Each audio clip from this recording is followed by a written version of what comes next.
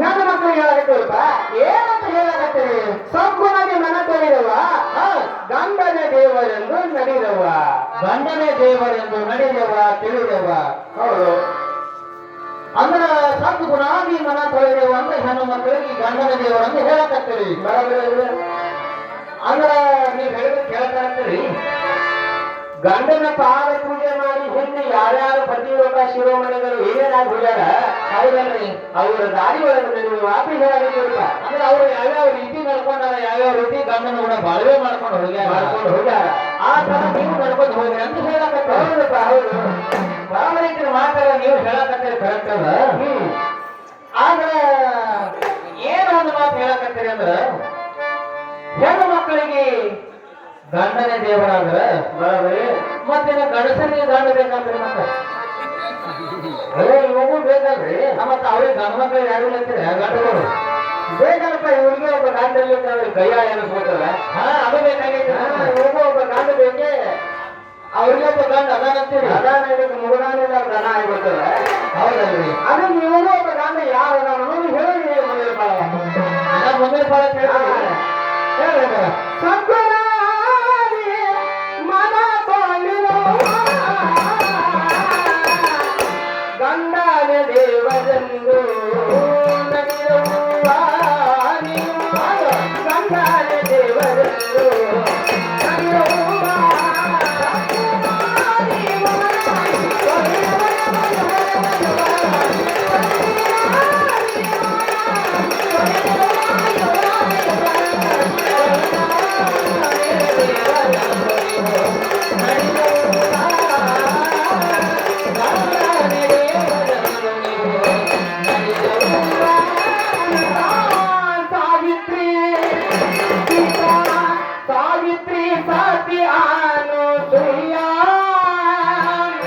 ಗಂಡನಿಗಾಗಿ ತಿರುಗಿದರು ಗೊಂಡಾರ